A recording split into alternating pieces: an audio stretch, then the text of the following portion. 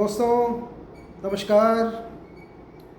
एक छोटा सा किस्सा शेयर कर रहा हूँ कि एयरपोर्ट की बायोमेट्रिक मशीन पर 3-4 बार उंगलियां चिपकाई।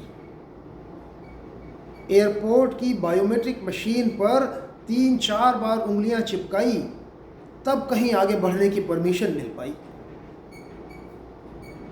साथ खड़े दोस्त ने मजाक किया, लगता है वो एज और स्टेज हो रही है, बाल ही नहीं पक रहे, लकीरें भी फेड हो रही हैं।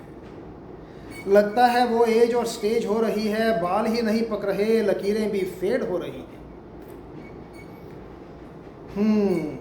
मैंने लंबी सांस ली और दोस्त से कहा, मेरे दोस्त, माना कि लकीरें भी बूढ़ी हो रही हैं, थक रही हैं। माना कि लकीरें थक रही हैं, बूढ़ी हो रही हैं, पर उम्मीद के भरोसे ही तो दुनिया बढ़ रही है।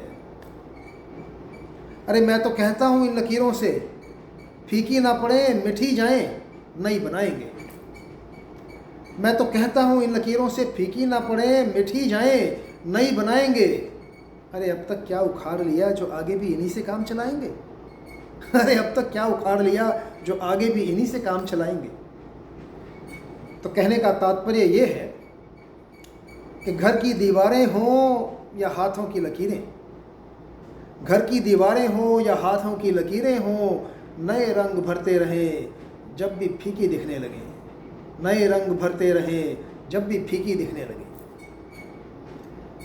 वो कहते हैं ना कि getting old is a must, feeling old is a choice.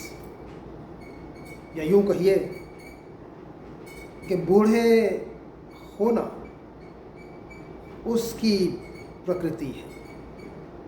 बूढ़े होना उसकी प्रकृति है और बूढ़ी मानसिकता का शिकार होना अपनी प्रकृति है। So dedicating it to my forever young friends,